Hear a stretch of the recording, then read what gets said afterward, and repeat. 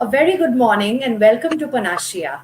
Many goals, and we are doing a lot of initiatives about yoga, nutrition, and psychiatry. We have also included with us tuberculosis segments right now.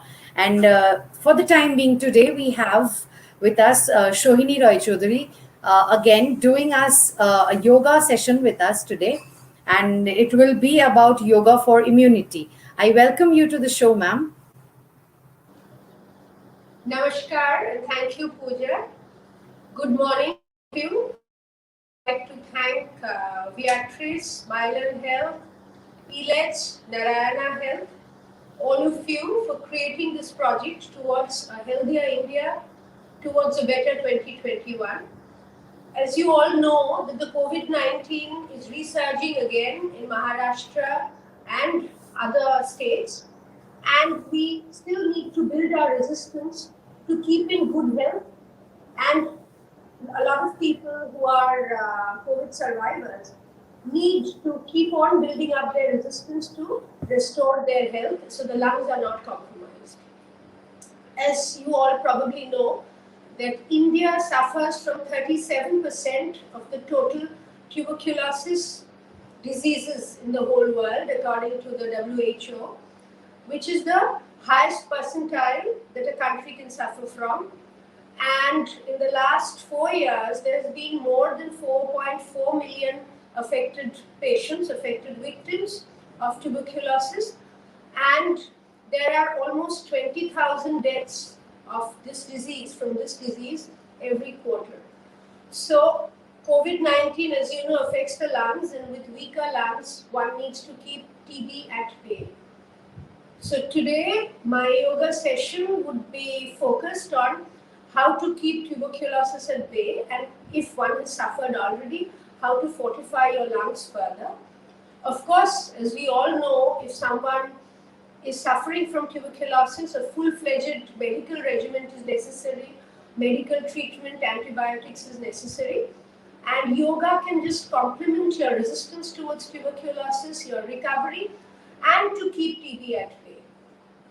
So, as you know, the tuberculosis virus attacks the lungs. So, to fortify your lungs, the respiratory yoga exercises, the pranayamas, are very important because that opens up your chakras, your chest chakras, the anahata chakra, and helps to take in more and more oxygen and detoxify your body. So I would focus today on the asanas, on the breathing exercises that are towards building a healthier respiratory system, towards fortifying the lungs. The first pranayam that I show you would be the Viparit Karma, which is the alternate breathing. You could sit in your Padmasana or your Sukhasana, which is just crossing your legs comfortably.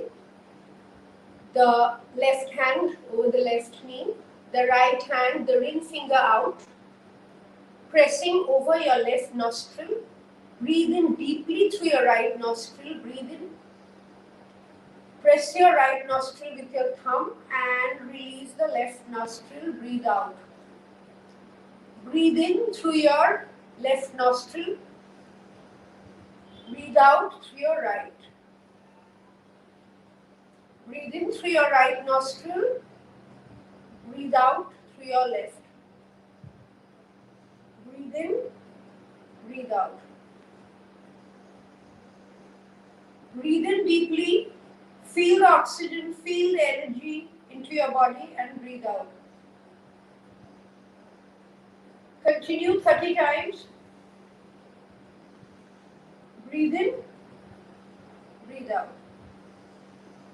Breathe in, breathe out. Breathe in, breathe out. Breathe in, breathe out. Breathe in, breathe out. Breathe in, deep, deep breathe. Breathe in, breathe out. Breathe in deep, breathe out. Breathe in, breathe out. Continue. Breathe in through your right nostril, breathe out through your left. Breathe in through your left, breathe out through your right. Breathe in and breathe out.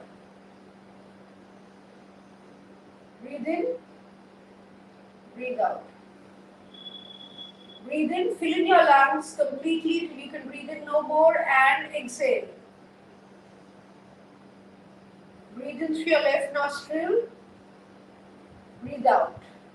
Breathe in through your right, breathe out.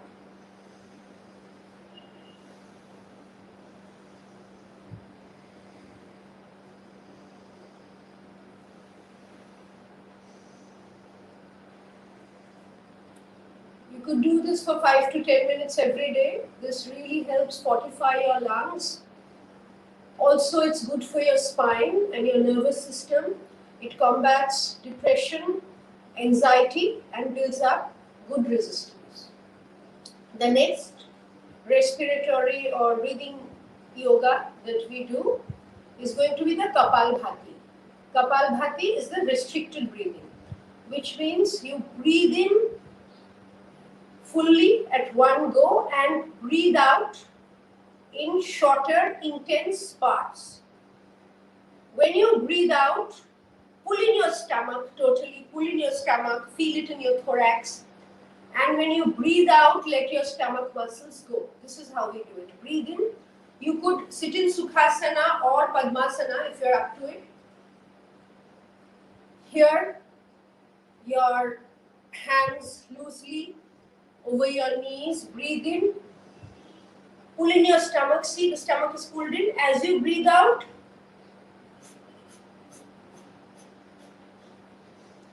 for 10 breaths. Breathe in and breathe out.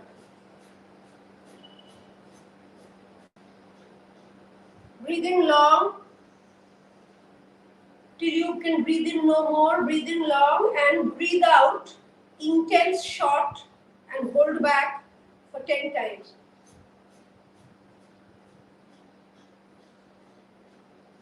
Ideally 30 times. Today we do it 10 to 15. Breathe in and breathe out.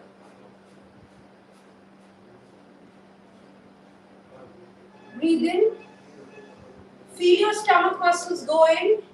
Feel your thorax going. Try and put your navel towards your spine. Pull in your stomach. Breathe in. Fill your lungs with oxygen and breathe out.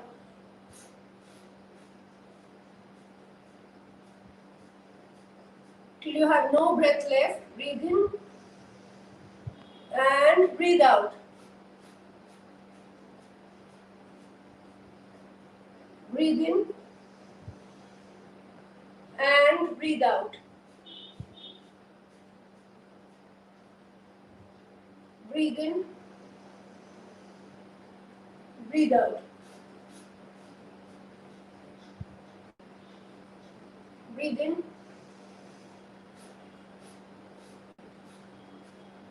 breathe in, breathe out. Breathe in, breathe out. Breathe in, breathe out. Breathe in, breathe out.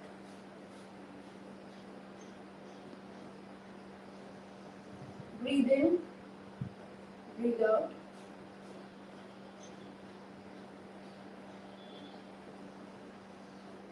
Breathe in, breathe out.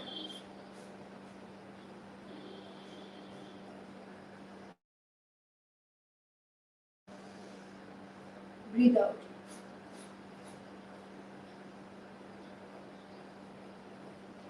Breathe in and breathe out.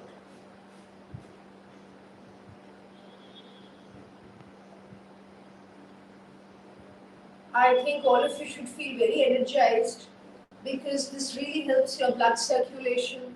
This puts oxygen into every cell of your body to wake you up, to energize you, to feel very energetic, to do away with lethargy, with depression, anxiety, hypertension. The third pranayam that I'm going to do is the Beno pranayam, where you breathe deeply and breathe out with equal intensity. You can sit at Sukhasana, just crossing your legs, Sukhasana, the comfort posture. Or if you're a little more flexible, you could sit at Padmasana. And for all those who can't sit on the floor or you can't sit on the mat, you could sit on a sofa or a chair rather, with a hard, firm surface, and you can be doing it from there.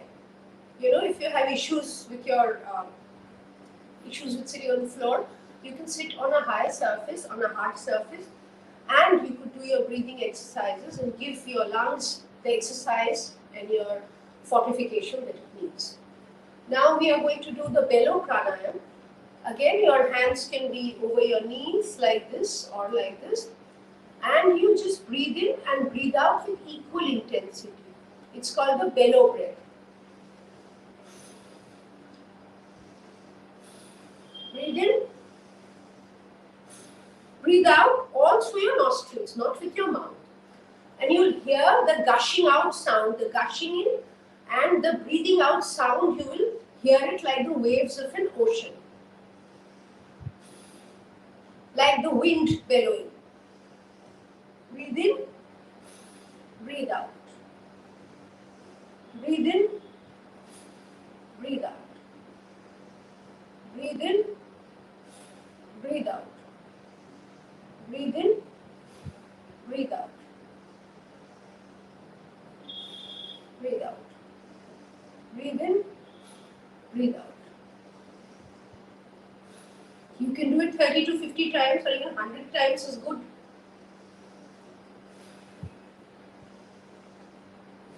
Six, 7, 8, 9, 10, 11, 12, 13, 14, 15, 16, 17, 18, 19, 20. You could do it for 50 to 100 times each of the pranayam.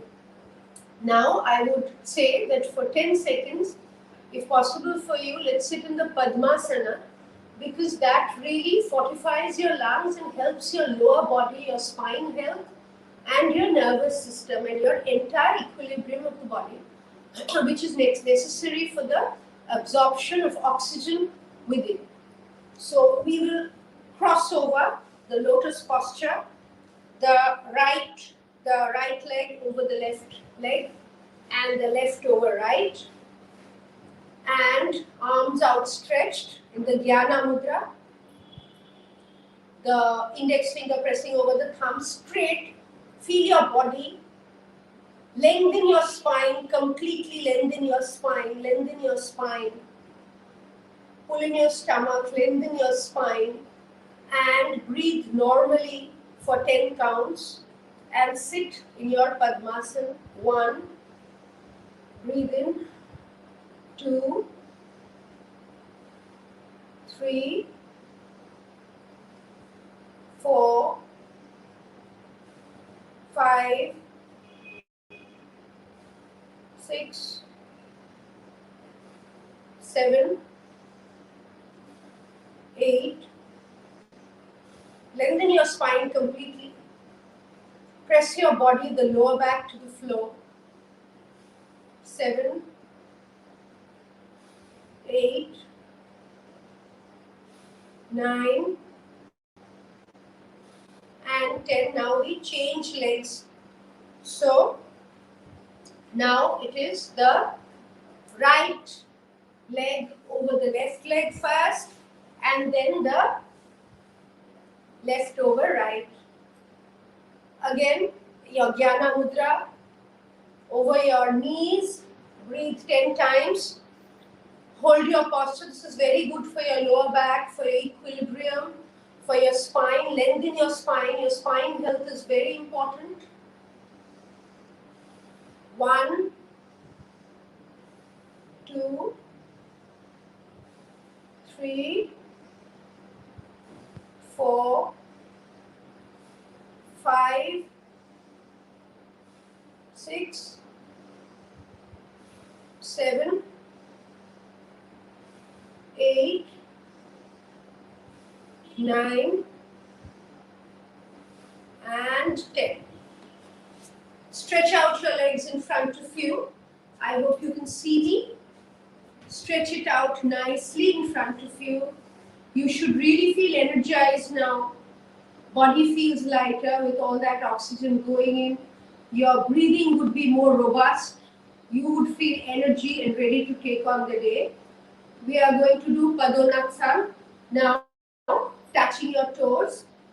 And while you do that, your face or your forehead should be on your knees.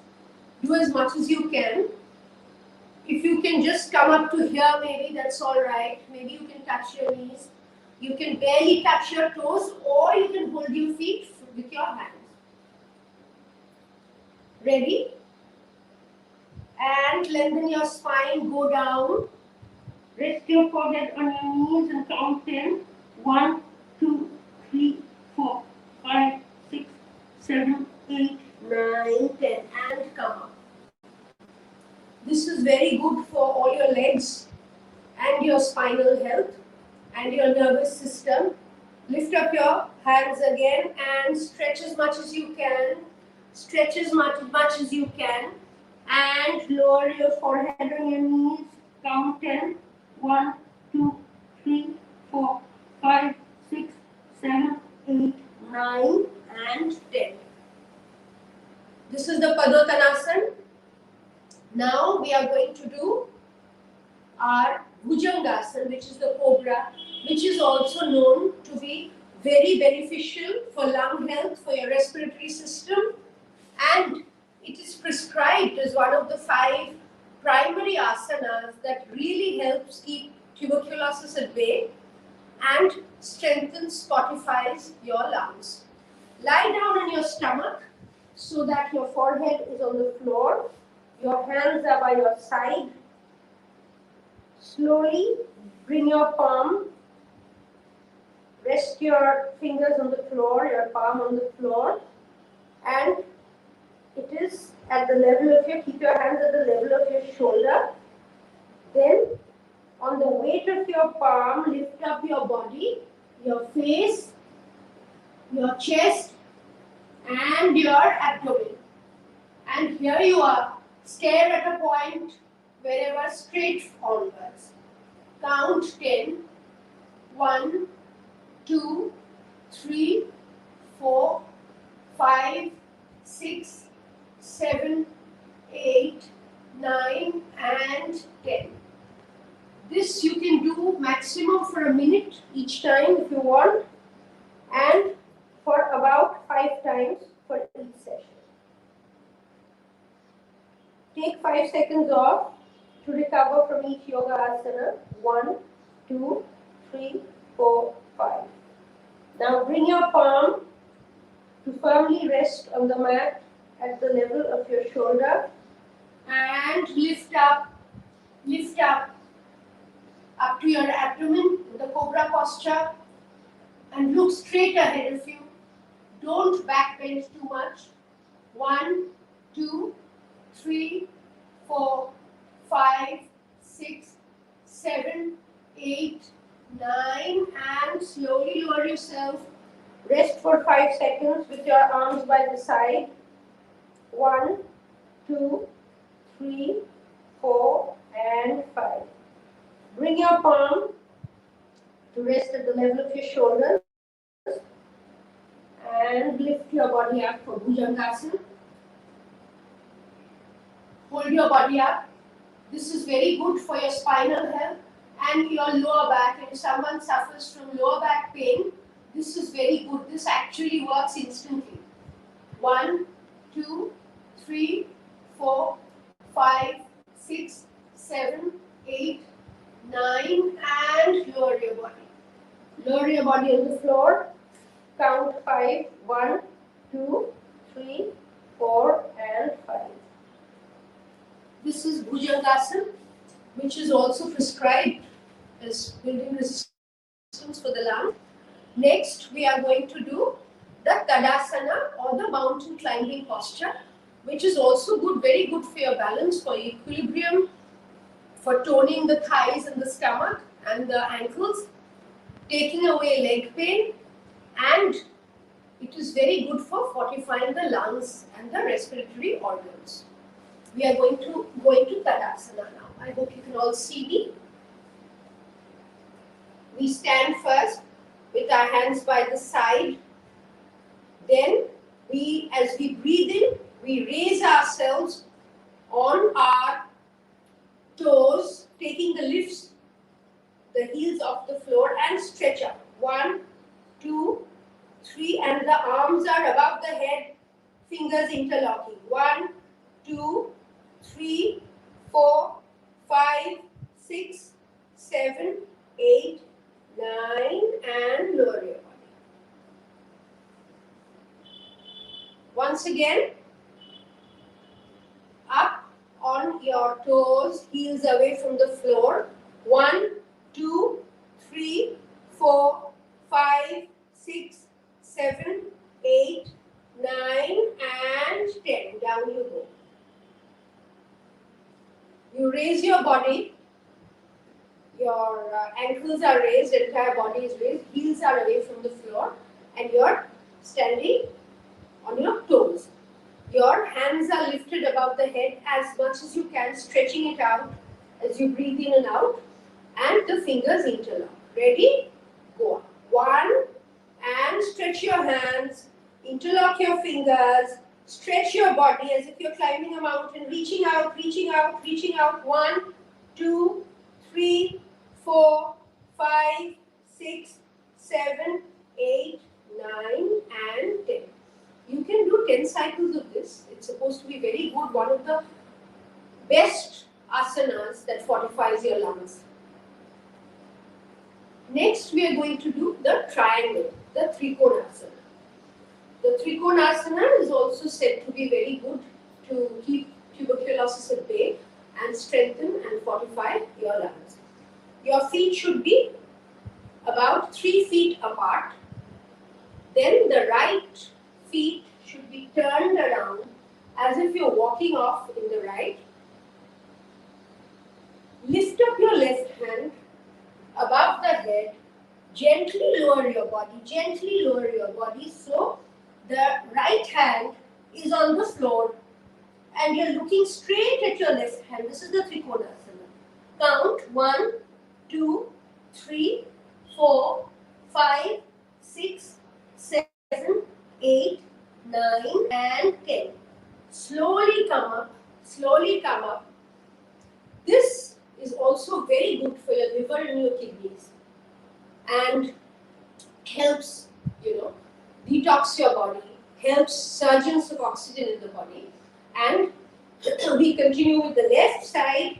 See, your feet are 3 feet apart. Left feet turned towards outside, outwards. Because now we are going to go down with that left hand. First, right hand up. Up. Slowly go down. Keep your left hand on the floor. Right hand is above your head. Look straight at your right hand. 1, 2, 3, 4, 5, 6, 7, 8, 9, and 10. Come up. Here. If you can't go down that much, go down as much as you can. Maybe you touch your knees, but the other hand is up, pointing towards the ceiling, and you're looking straight at the hand which is up. We will do the cycle once again. Your feet are 3 feet apart. Your right feet is turned towards outside. Hands at shoulder level. Then the left hand is here. While you're looking at your left hand, go down, touch the floor.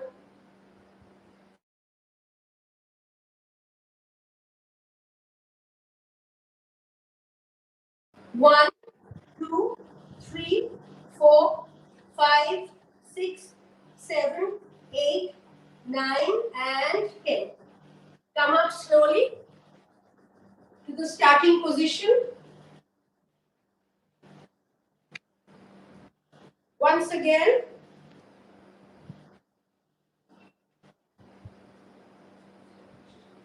Once again. Here we'll turn the left. You standing 3 feet apart first.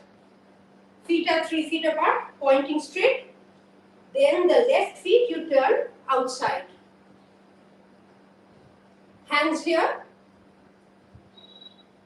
Right hand above the head. Slowly go down, go down, go down, go down. Touch the floor in front of your left hand. Look straight up at the ceiling towards the direction of your right arm. 1, 2, 3, 4, 5, 6, 7, 8, 9, and 10. This was the Trikonasana. It is supposed to be an asana that keeps COVID also at bay because it kind of fortifies your lungs. This is the best for your lungs, but also for your blood circulation and your liver and kidneys. The next asana that I show you is the Prasarita Padonasana, where you stretch out your body entirely, about 3 feet apart again, and bend and keep your hands on the ground. Then we will do a hip swing. Lift up your right hand, count 1, 2, 3, 4, 5. Keep it on the floor. Lift up your left hand, count 5. 1, 2, 3, 4, 5. Keep it on the floor. Lift up your right hand, 1, 2, 3, 4, 5. Lift up your left, 1, 2, 3, 4, 5. Lift up your right, 1, 2, 3, 4, 5. Lift up your left, 1, 2, 3, 4, 5. Lift up your right, 1, 2, 3, 4, 5.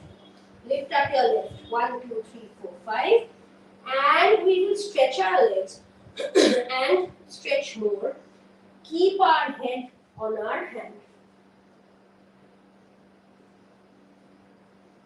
This is the Prasarita Padonasana, and it is very good for your entire body to fortify your lungs, your respiratory system, your metabolism, and your digestive system. Sinusitis. 1, 2, 3, 4, 5, 6, 7, 8, 9, and 10. So between these asanas, you should actually have very fortified lungs if you can do it every day. We will do some stretches now. If you have any questions, of course, we will do some stretches which helps relax your body, helps relax your abdomen, your chest muscles, and breathing better. Sitting like this on your knees, completely knees sitting, we will stretch out as much as you can and keep your forehead on the floor.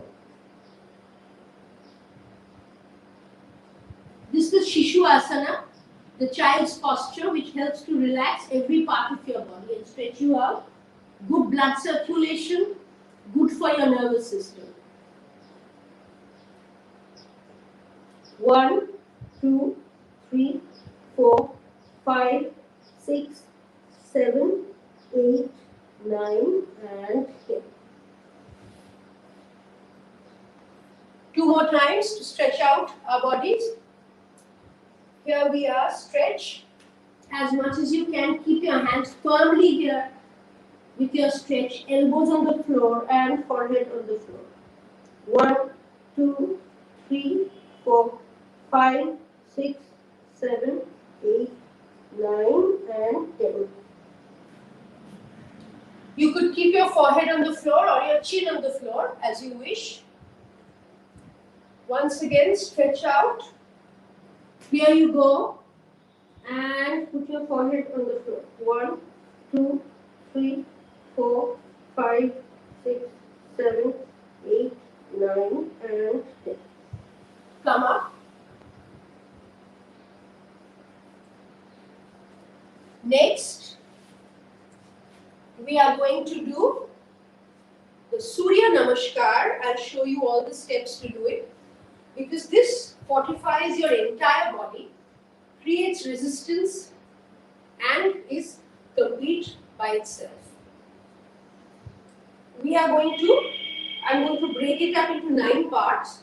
I will show you my version of Surya Namaskar, which is a complete exercise in itself, and even for people who want to do cardio. If you do it 21 times in a day, it is your entire cardio regimen. It's a complete body workout and a complete health workout. So we start with the Surya Pranam. First, in the Namaskar posture, right in front of you. For each of the postures, we are going to count 10.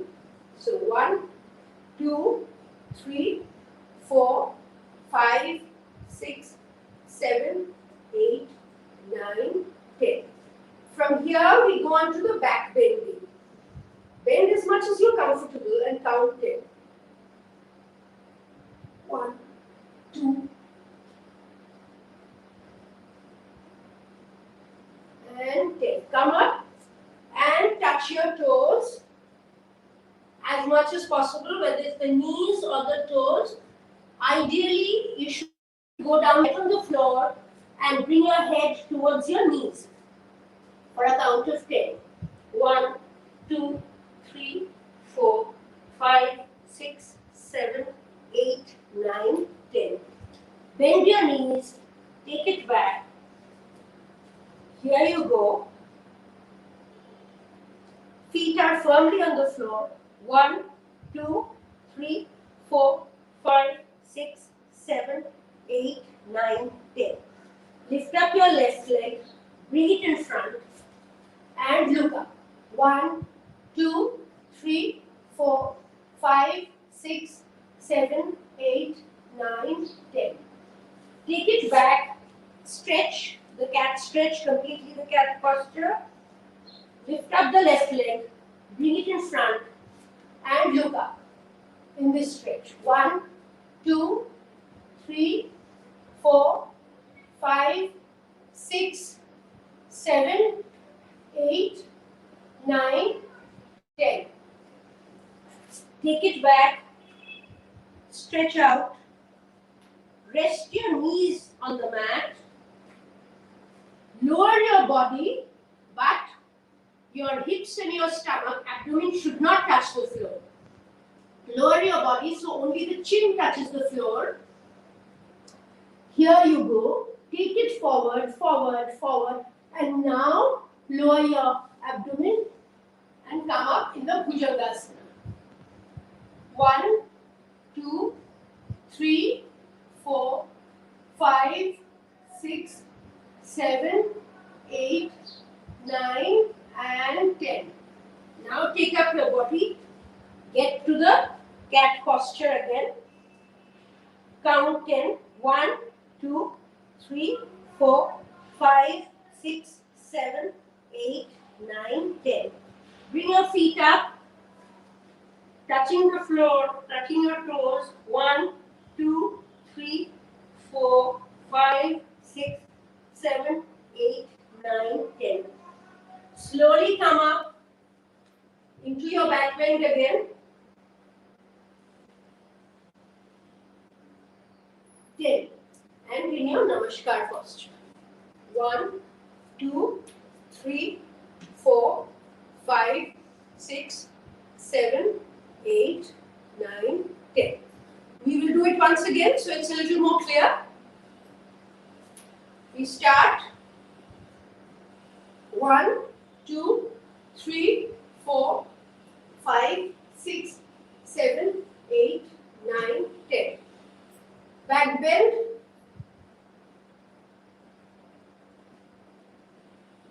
And 10.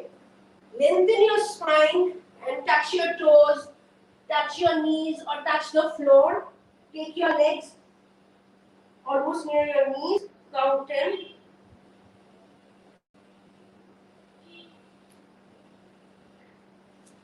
Kick your legs behind, the cat posture, the cat stretch. Your ears should be near your elbows. Lift up the right, bring it in front. Look up, count 10. 1, 2, 3, 4, 5, 6, 7, 8, 9, 10. Get back to the cat posture, stretch out. The left leg, count 10. 1, 2, 3, 4, 5, 6, 7, 8, 9, and 10. Next, we get back to the cat posture, stretch, then gently lower your knees on the floor. This is the tricky part of Surya Namaskar. Then lower your body on the mat with your chin touching the floor first, but your hips and abdomen, stomach and your hips remain away from the mat till you get into your Bhujangasana. It is very good for your upper arms and your chest and works out your upper body. See, here we go. Chin down, slowly come up. See, my stomach and hips are away from the floor. Then lower slowly my stomach and get into the Bhujangasana posture. 1, 2, 3, 4, 5, 6, 7, 8, 9, and 10. Slowly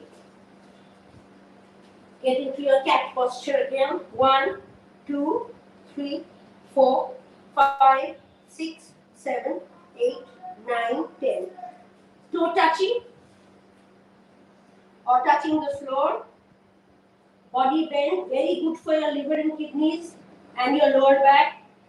1, 2, 3, 4, 5, 6, 7, 8, 9, and come up and do your back bend.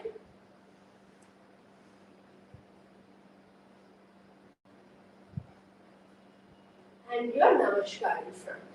1, 2, 3, 4, 5, 6, 7, 8, 9, and 10.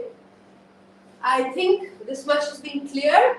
I'm going to show you the Vajrasana also, which is again very good for your digestion, metabolism, and oxygenation of the body, and good for your lungs.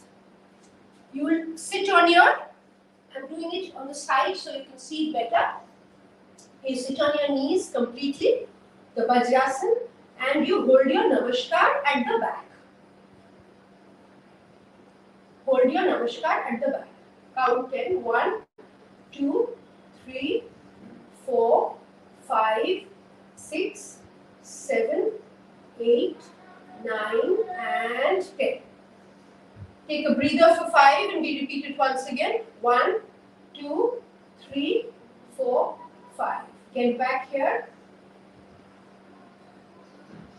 1, 2, 3, 4, 5, 6, 7, 8, 9, and 10. This was your Vajrasana.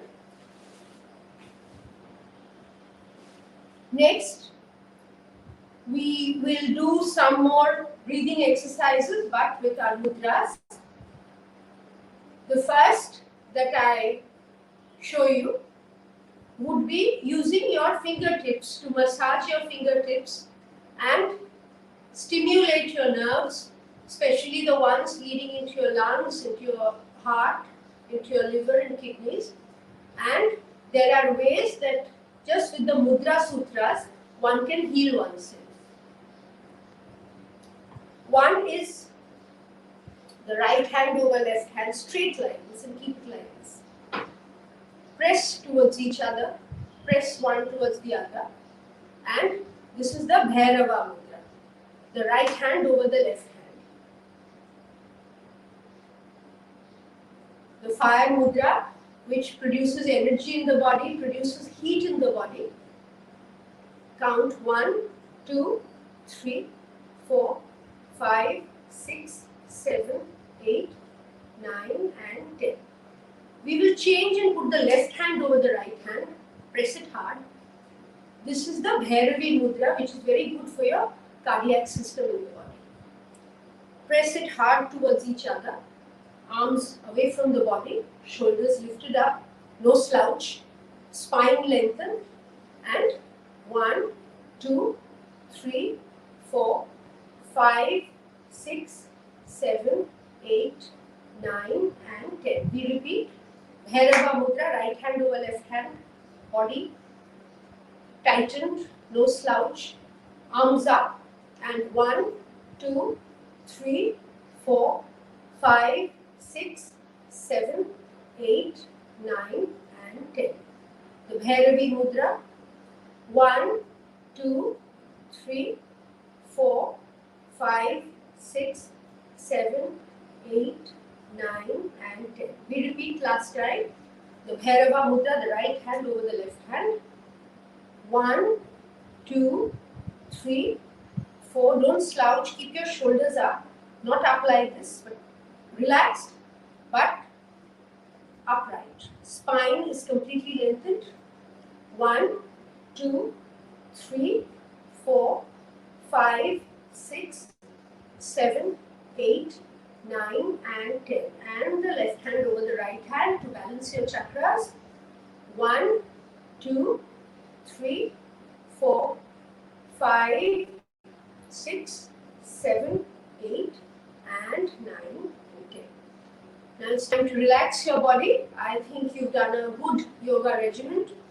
If you can do this every day, it would work wonders towards energizing you, towards making you more productive and much healthier with more resistance towards not only COVID-19, but also towards protecting you from tuberculosis.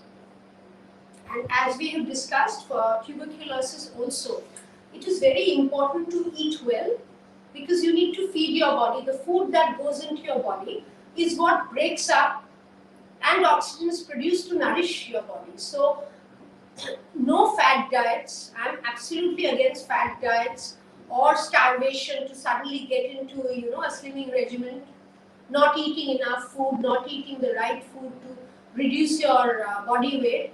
That is what causes a lot of weakness in the body, and that also causes your lungs to be compromised and the TB virus gets to you. So I would always tell all of you, be happy with your body weight, and if you need to reduce, go into a proper diet with a nutritionist where you lose weight over a long period, 6 months. No fad, no magic diets, no starving your body of proteins and nutritions, no keeping yourself away from food to get to that perfect body shape. Every shape is perfect and you need food to nourish your system. So a balanced diet, a balanced nutrition, along with these exercises, a good yoga regimen and positive thinking will keep you healthy and happy and keep tuberculosis at bay. Thank you very much. Have a great day and see you soon. Thank you so much, ma'am, for this wonderful session of yours. And we would definitely love to collaborate with you again in the future. Thank you so much for gracing Panacea and giving a kickstart to the morning today. Thank you so much, ma'am.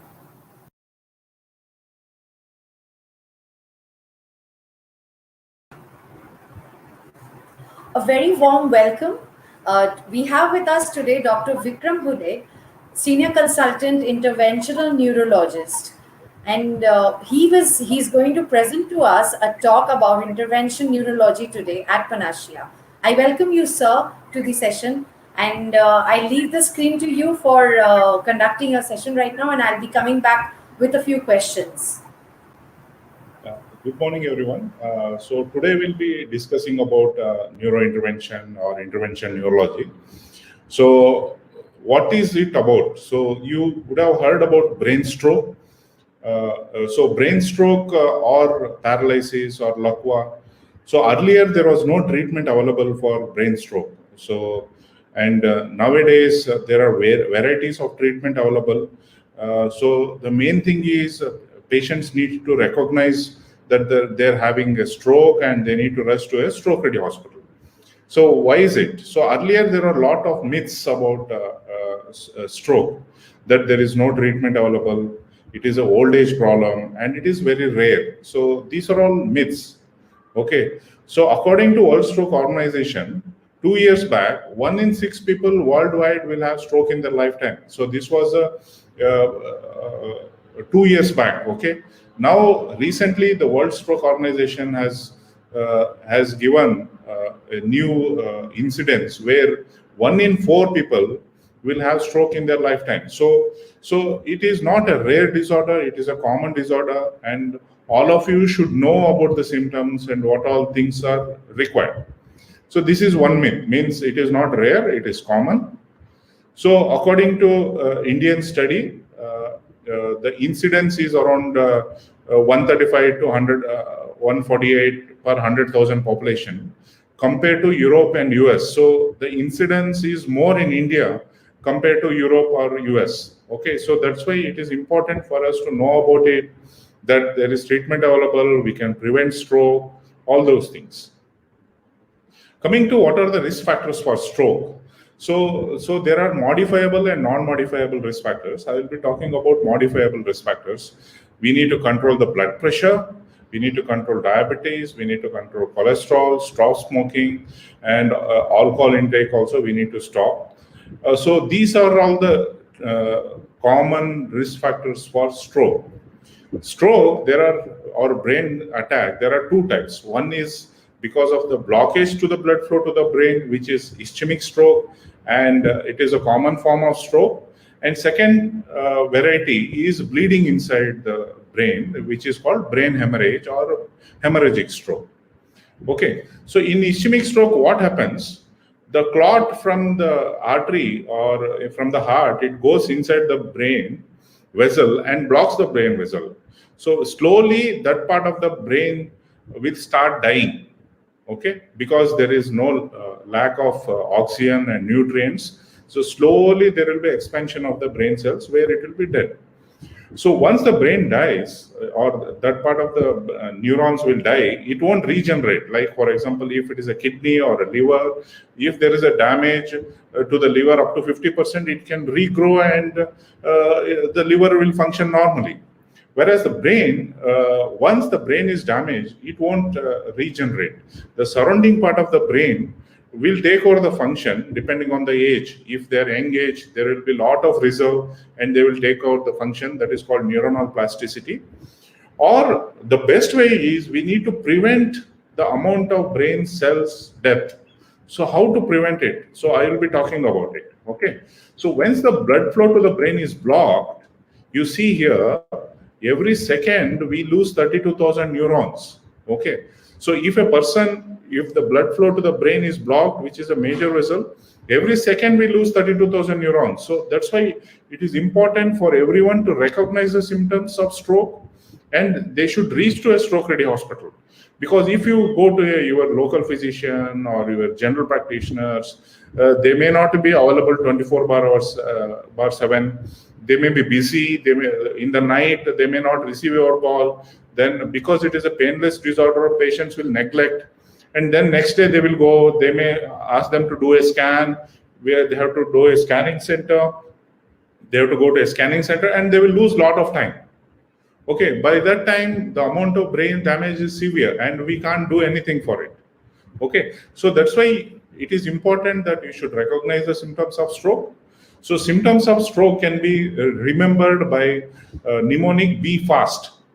B for balance problem, E for eye vision or blurred vision, F for facial asymmetry. If you ask them to smile, the face goes to one side. A for arm weakness, S for speech disturbance. They may have slurred speech, they may not speak also, or they may speak excessively. So these are all the common symptoms of stroke. And sometimes if it is because of a brain hemorrhage, they can have severe headache. So if you have these symptoms, you need to rush to a stroke ready hospital, because in stroke ready hospital, they will be having protocols where everything will be done faster. As soon as the suspected stroke patient comes, The patient will be taken first, blood test will be done immediately, and we do a scan to see whether it is a ischemic stroke or hemorrhagic stroke, and we give the clot buster injection if they come within 4.5 hours time, or we can remove the clot from inside the artery. I will be talking about it. If it is a large vessel occlusion, earlier it was just 6 hours time. Now we can extend it up to 24 hours. So that is so earlier we used to give chemical thrombolysis, then suctioning, all those things. Now we have evolved, and from 2015, mechanical thrombectomy has become a standard of care for stroke patients. So I will show you one example. This pregnant lady, she presented with 1 hour onset of weakness on one side of the body. Okay, she did not have headache or anything. She just had weakness on one side. So she was not able to move her left side. Okay, so she is using her right hand to lift the left hand. So then we do immediately scan. Scan is not showing any bleed. So there is a blockage in the blood flow to the brain. Okay, so this is how we remove the clot. So we use a fluoroscopy machine, and from the leg artery we put a small tube into the occluded artery, and then we pass this small wire. They are small wire similar to the size of our hair, and this is the clot which is sitting, and we take the catheter on the wire. We take the catheter, and inside the catheter we put the clot retriever. Okay, so once we put the clot retriever, the blood flow is restored. Now we are putting the clot retriever. Okay, so the blood will start flowing through the clot, and we wait for 5 minutes time, and after that we pull the clot along with the clot retriever. So this is, once we remove the clot, blood flow is restored, and we can save large part of the brain if you come early. Okay, so if we save large part of the brain, the recovery will be faster, because there will be a lot of reserve nerves, and the recovery will be faster. So this pregnant lady who presented with weakness, earlier there was no option available, and she would have been bedridden.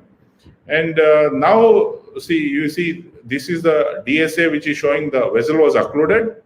So this part of the brain was not receiving any blood. And we put the clot retriever and opened this. You can see now it has opened beautifully. Okay, now blood flow to the brain is restored. And you see within 24 hours, this patient is able to lift the hands and legs. Okay, and in 3 days time, she delivered also, and she is holding the baby, and she walked home. So this was like a magic or miracle in neurology. It was not possible earlier. So now we can do this type of treatment. So that's why it is important for everyone to know about mechanical thrombectomy. Okay, this is one type of treatment. So we all in medicine, allopathy, we believe in evidence. Okay, so the number needed to treat is important to know how much effect the treatment will give. For example, we give aspirin for heart attack patients. So if we give 50 patients aspirin, it will help one patient. Okay. Similarly, you would have seen shock for cardiac arrest patients. If they have ventricular fibrillation, they give shock. So in all movies, you would have seen one shock is given and patient suddenly wakes up. So that also, the number needed to treat it is around 2.5 to 3.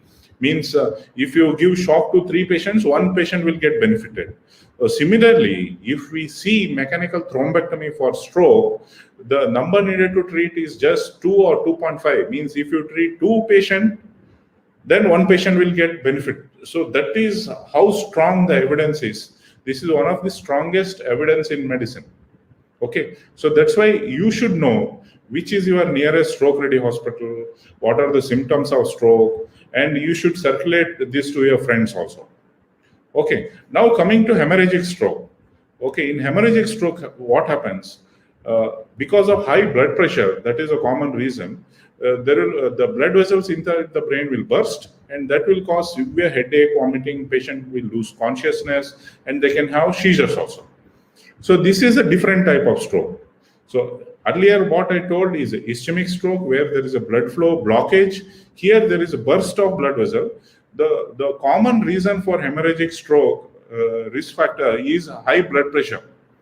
So there is a general myth that BP will produce symptoms, high blood pressure. So sorry, if it is mild to moderate high blood pressure, it will not produce any symptom. When it is severe, when the BP goes up very high, then only symptoms will develop. So that's why it is important that you need to check your BP regularly and take medicines to reduce the blood pressure. So there is one more type of brain hemorrhage which we can treat endovascularly. That is because of the brain aneurysm. Aneurysm is bulging of the blood vessels of the brain, and that can burst, and it can cause hemorrhage in the space between the brain and the skull. That is called subarachnoid hemorrhage. That is also the prognosis is bad. Better we need to treat them early. So earlier the surgery, open surgery was the only option available. Now we can do endovascular treatment, which is a minimally invasive procedure, where we put a small tube from the leg artery inside the brain artery. Okay, so these are all small tube we put inside that bulge, and then through that we put coils. So these are all platinum coils, very soft, and we put many coils inside the aneurysm so that the clot will form, and the risk of rupture is not there. Okay, so this is what we do once we get an aneurysm which has ruptured. So nowadays, before rupture only, the aneurysm is treated, because the aneurysm is formed because the vessel wall is weak. That's why there is a bulge. So nowadays we put a flow diverter across the neck of the aneurysm if it is diagnosed before the rupture. So this is how we do coiling, endovascular coiling. And for all these things, we require high-end, high-resolution machines, fluoroscopy machines. So because these are all 4 millimeter, 3 millimeter vessels, so high-resolution imaging or fluoroscopy is required. We have a dedicated neuro cath labs. There are cardiac cath labs, the resolution is not that high, earlier one. And we have dedicated neuro cath labs. And nowadays, artificial intelligence has come in imaging, and it will help us in deciding the patients who can undergo thrombectomy and who will get benefit for patients up to 24 hours time. So again, this is because of the advance in engineering and artificial intelligence. This is possible. Okay, so coming to how to prevent a stroke. So prevention is the best way to treat a stroke. So we need to control our blood pressure, we need to control our sugars, we need to control cholesterol. You should do exercise, regular exercise, healthy diet, and you should stop smoking. And these are all the preventive measures for brain stroke. So to conclude, we should know that stroke is a preventable and a treatable disease. If you have a stroke or see any person having stroke, rush him to stroke ready hospital, because every second counts. So that's why it is called time is brain. Please spread this message and save a life. Thank you. So, it's a really wonderful presentation which you presented, and would really like to thank you for that. So we have a few questions that if you can talk a little bit more about the imaging and the radiology process in neurology, which is and how India is being impacted on it. How India will be, developing. The country is going to be developed for taking in AI and radiology imaging in neurology. Yeah. See, earlier, before CT or MRI era, how stroke was diagnosed, they used to do lumbar puncture, and if blood used to come, then they used to think that it is a hemorrhagic stroke, otherwise ischemic stroke. So then CT was invented. So and MRI. So it changed significantly. So now we are able to differentiate ischemic stroke, hemorrhagic stroke, why the stroke has happened. All those things started coming, and then slowly other treatments started, like IV thrombolysis and endovascular treatment. All those things started. Now with artificial intelligence, for example, rapid or many other things are coming now. So we can identify, for example, in our center, which started the first artificial intelligence based imaging for stroke in Asia in 2017. From 2017 we have. So once the scan is done, we push the scan to the server, which is there inside the hospital, and we get the report with the images to our mobile phone in 5 minutes time. So otherwise, the radiologist has to get up, he has to see the scan. It would have taken 1 to 1.5 hours time to analyze the perfusion scan. Now, the AI will help us 24/7. We can get the images with the report in 5 minutes time. So I think that is a significant advance which will help and benefit the patients for stroke. And now softwares are coming to identify hemorrhage. I think in future, even for the brain tumors, demyelination, I think slowly AI will help the radiologist to report the patients, to get the report 24/7, because the radiologist who report the scans, they're very limited. So they may not be available in the night, and so that's why in that way it will help significantly.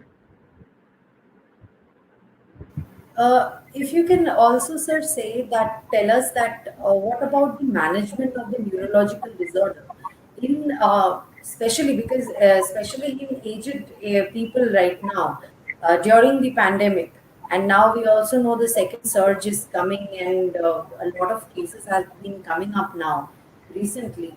So, how important is the management of the elderly during this pandemic? Yeah, I think so. If a patient has got neurological disorders, and it depends on what type of disorder. For example, if a patient has a stroke and is on medicines, it is important that they should not stop medicines, because if they are not able to see a neurologist, so now various alternative options have come. You can do virtual consultation, and you need to do regular blood test in the nearby lab, so that your risk factors are controlled. So these are one things. And now I think with the corona vaccine, I think if a patient is on antiplatelet, even now government has told that they can take a COVID vaccination. But if a patient is on oral anticoagulation like acetylene or warfarin, then you should be careful. You should consult a cardiologist or neurologist and then take the vaccine.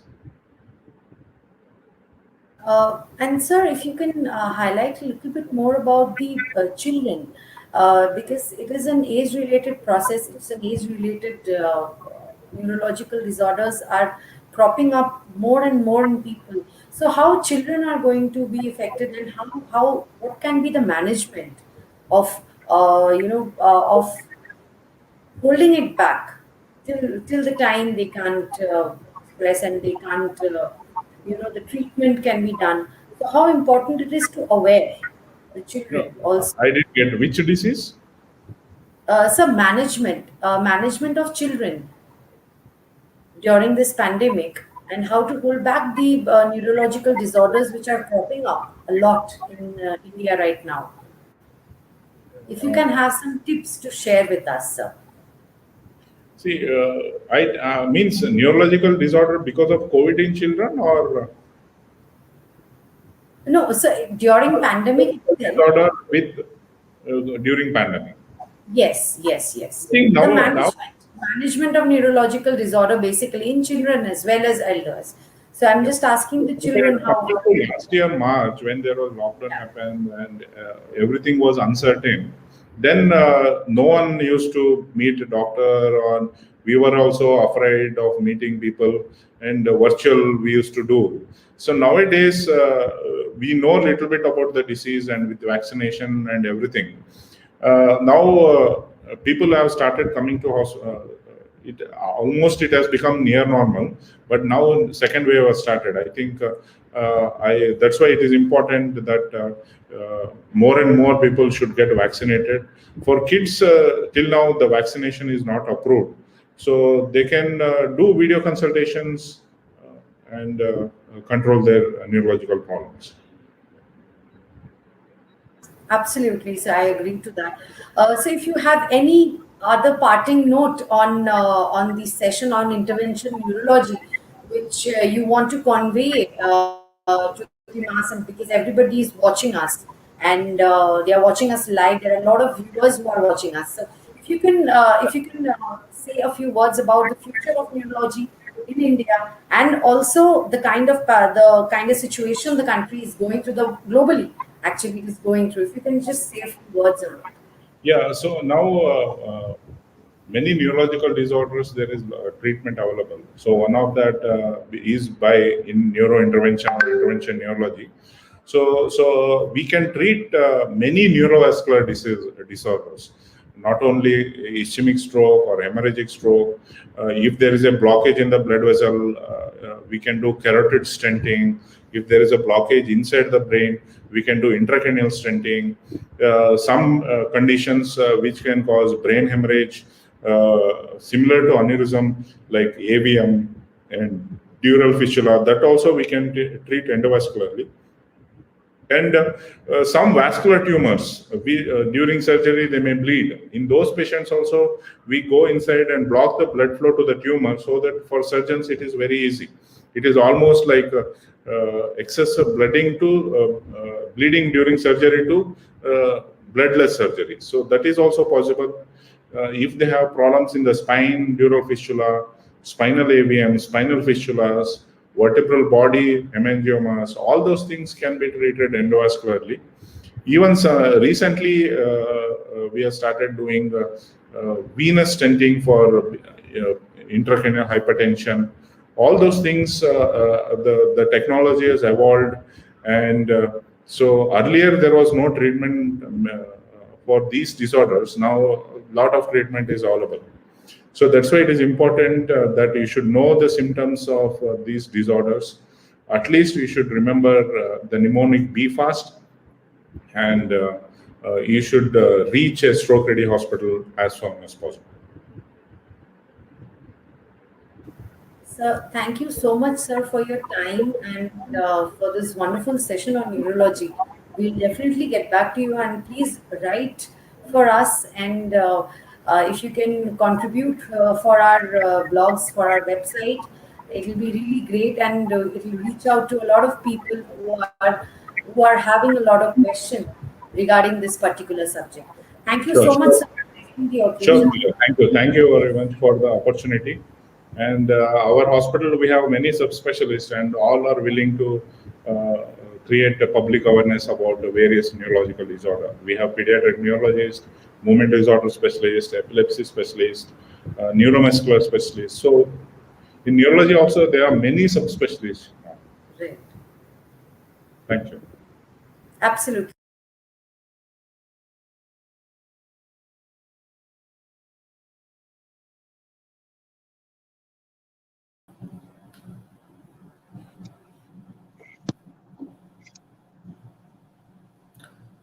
Good morning, Dr. Basuraj GS. Can you hear me? Thank you so much for joining us. Yeah, hi, good morning. Good morning, sir. Thank you so much for joining us. My name is Harshal Desai. I'm part of editorial Cannot team. hear you. I'm really sorry, I cannot hear you. Am I not audible? Yeah. Now it's okay. Yes, tell me. Yeah, okay. So thank you so much for joining Panacea today morning on this amazing Sunday. We thank you for agreeing to participate in this program. Just wanted to brief you. We are organizing 4 sessions today, and we had one on yoga by Ms. Sohini Roy Chaudhary, and we also had a session by senior consultant interventional neurologist, Dr. Vikram, who did just now. And Yes. now we are going to have the third session. I would like to tell all the audience that this session is being conducted by Dr. Baswaraj GS. He is consultant, Department of Diabetes and Endocrinology at Narayana Institute of Cardiac Sciences. So, Panacea, those who have recently joined us live on our social media platforms and on our website would like to again update them that this is an event which is sponsored by Mylan, a Viatris organization, and conceptualized by eHealth and eLets Technomedia Private Limited. Panacea is a 6-month long campaign where we are trying to bring experts from across the country on this platform to talk to people who probably have recovered from COVID but are not able to cope up with its after effect, and people who are at the risk of developing the disease, uh, people who are working in the front line. We are all witnessing the second wave of COVID-19 across the country, and in times of this pandemic, it is very essential for us to understand how we can protect ourselves from this disease. And with this, I would like to hand over this virtual dais to Dr. Basuraj GS for his session. Over to you, Thank sir. you. Thank you. Thank you, Arshal. Thank you. And thank you, Team Panacea, for giving me an opportunity to speak up on this distressed days wherein we are facing the pandemic. Or rather, I would rather say that rather than distress, we would rather put it in a more hopeful way for a better future with so many vaccines available and with wide access to the vaccines which have been available. So thank you again, Timpanesia. Thank you, Viatris Division, for conducting such an initiative. I feel this is the need of the hour. This is the need of the hour to get those people back on stage, to back with their life rolling and trying to keep up with the pace of the challenges which life puts in front of them. So all in all, what I would want to start is hope. Hope is the driver. Hope is the engine which drives the life, which drives the car called as life. So I would say never lose hope. So always there's a bright Sunday. Always there's a beautiful morning. Always there's cool air in the breeze. Always there are so many positive things to be looked forward to. So with this, what I have been given the opportunity to speak on certain things related to COVID-19, the SARS-CoV-2 virus, the pandemic in which we are all in, and the tuberculosis, the very old, good old, known, sort of very familiar word, I would say, tuberculosis, which we will be dealing with. So what we'll be taking together is that how endocrinology and COVID are related, and what I would be trying to deal is how and what are the causes which is going to affect you, how it is going to affect a general person who is suffering COVID-19 or who has recovered, or people who are fighting in this pandemic era of SARS-CoV-2, and what it means to the people, the COVID-19 and the endocrinological diseases, what to do to prevent any of these diseases. We all know that social distancing, masking, and use of sanitizers are the key role for any of this prevention. Whenever I speak of prevention, are the key roles in preventing any of these things, and what to do in with respect to any all of these endocrinological diseases if you get infected, and how to manage is what we would be dealing with. So, when speaking of endocrine system in the human body, what we understand or what general public understand is that it is something to do with only diabetes or thyroid. Probably what I would like to say here is that endocrine is a wide gamut of mm, organs in the body, and the master gland, what we call, is the pituitary gland. Then we have got the thyroid, which is a butterfly like gland which is sitting in the neck. Then we have got other endocrine, pancreas. We have got bone health is also considered as one of the part of endocrine perspective, or within the spectrum of the endocrine diseases. Then we have got gonads, then the male gonad, the testes, and the ovaries, and we have got many other endocrine organs, be it your hypothalamus and the adipose tissue, many others. So it's a wide expanding horizon for endocrinology as a stream. So, what will be now? What do we mean by the word endocrine? Endocrine is something which secretes a hormone, an organ. Endocrine organ is something which secretes a hormone, and this hormone is released in the blood. It acts, but the target organ is somewhere else, and it is secreted somewhere else, and it takes the route via the blood. So, blood is the carrier for these hormones. So, that is the word meaning of endocrine.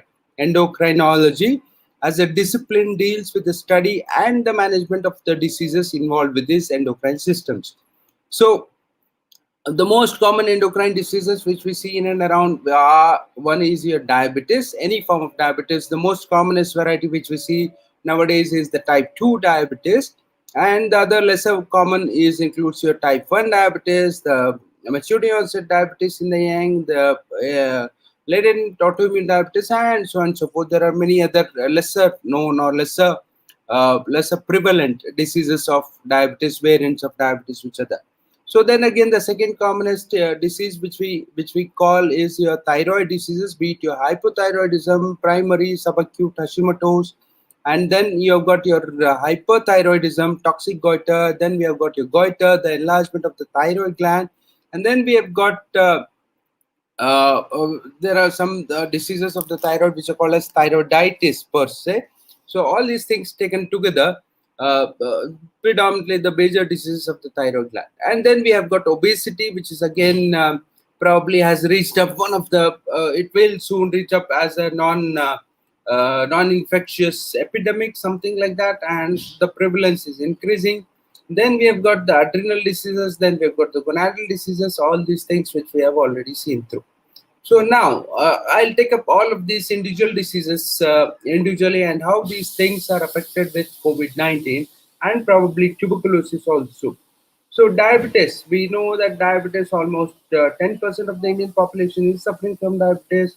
Further, 18%, roughly around 18 to 20% have almost pre-diabetes and diabetes. And this is our own very Indian data, which I'm speaking of.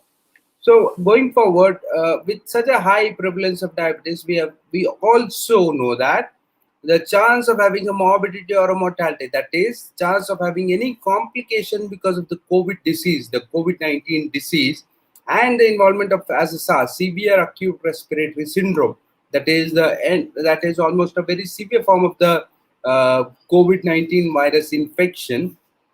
So all of this severity increases.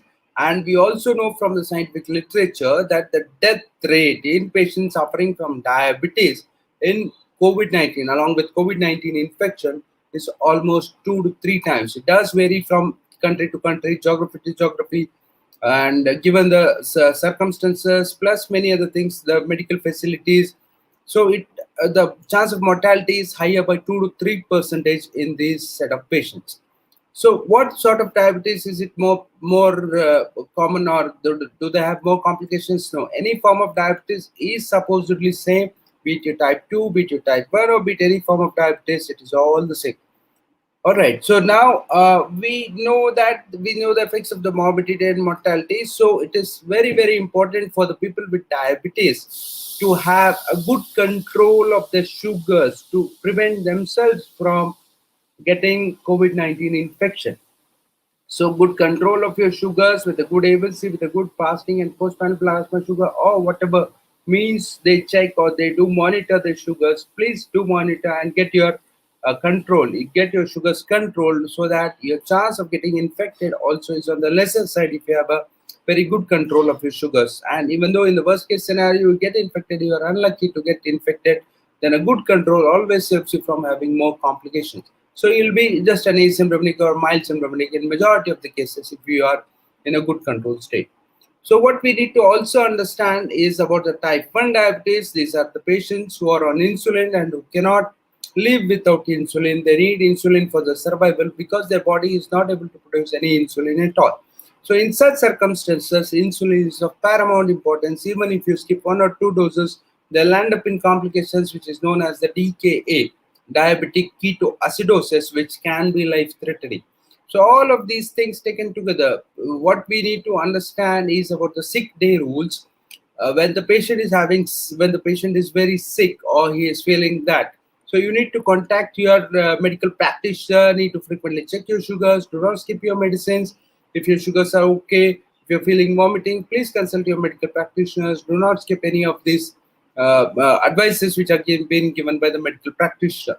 Now, again, going forward, during the initial days of the lockdown, where there was again a problem with even some of the type 1 diabetes patients, where the availability of insulin was an issue, but most of the patients were able to get the insulin required for the management of the type 1 diabetes.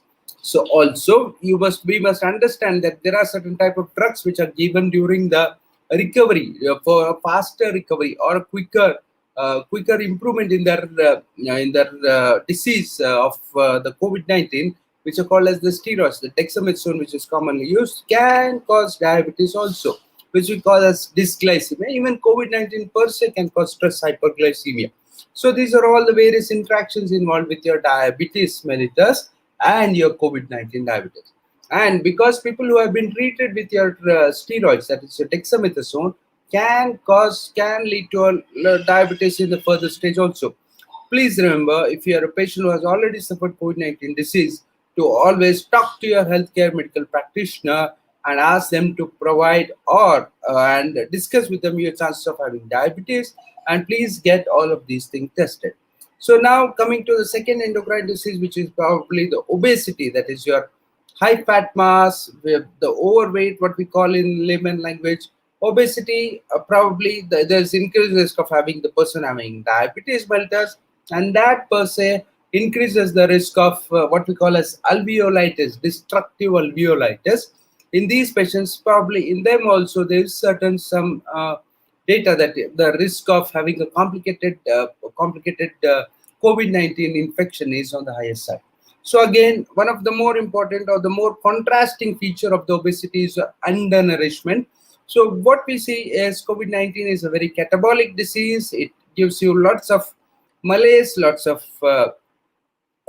generalized not being well, generalized unwell feeling, and malaise, pains, body aches. All of these things are there because it's a viral disease which affects almost all of the organ systems in the body.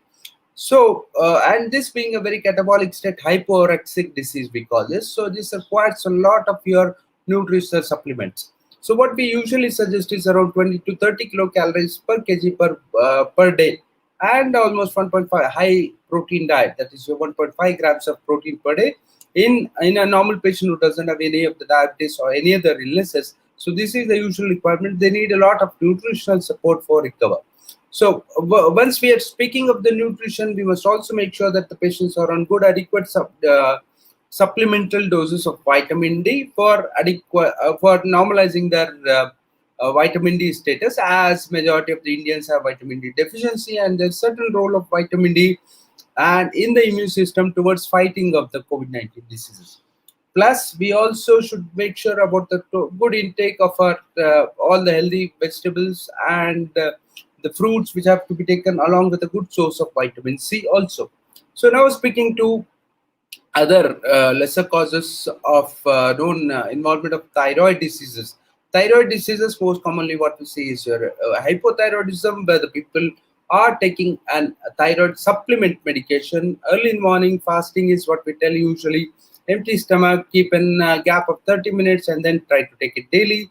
Be very regular with your medicines, be very compliant with your medicines. That is what we always tell with primary hypothyroid patients.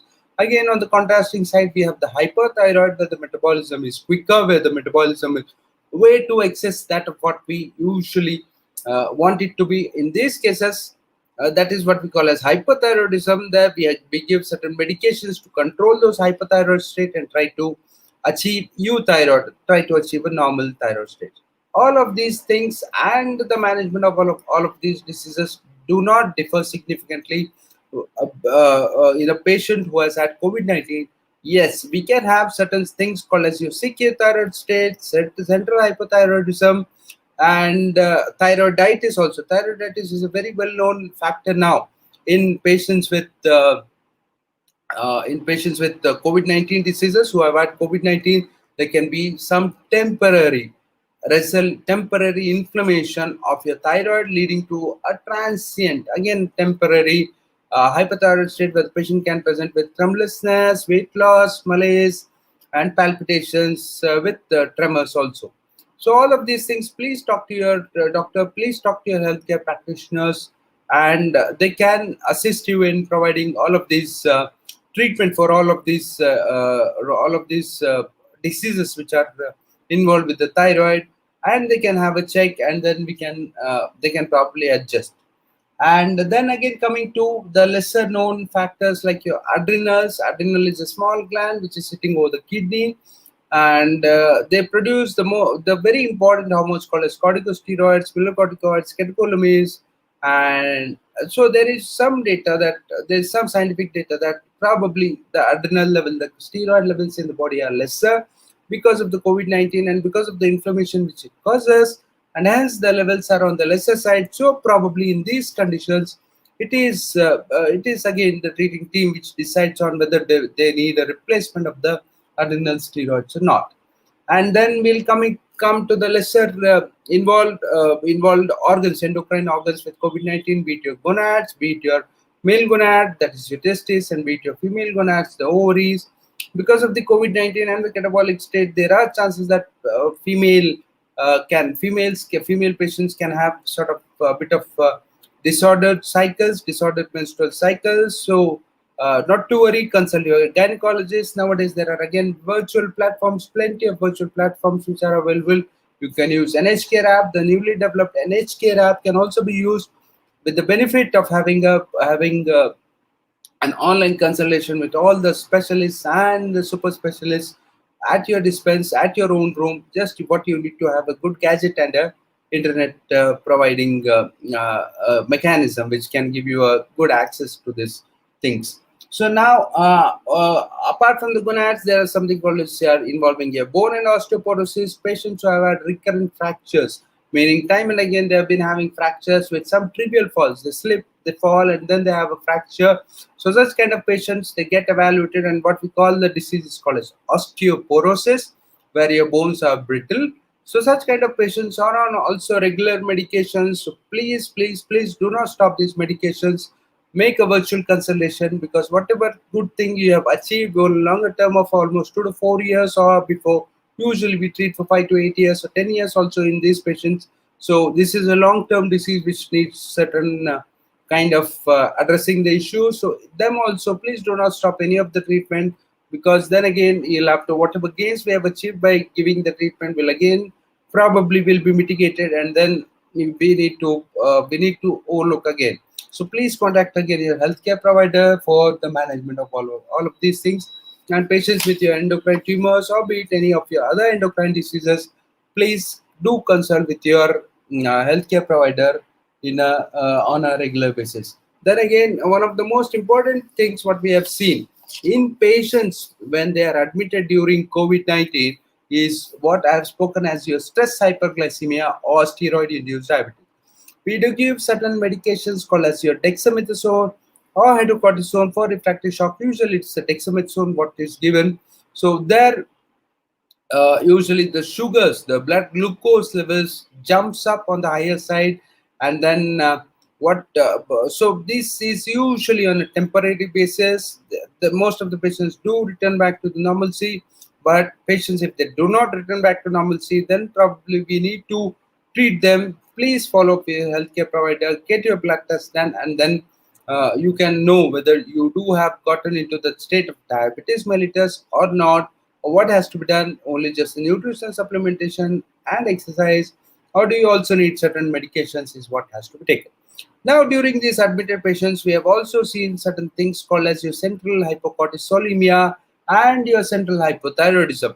So almost in one of the studies, almost more than 2/3 of the patient had steroid deficiency when they were admitted with SARS-CoV-2 infection.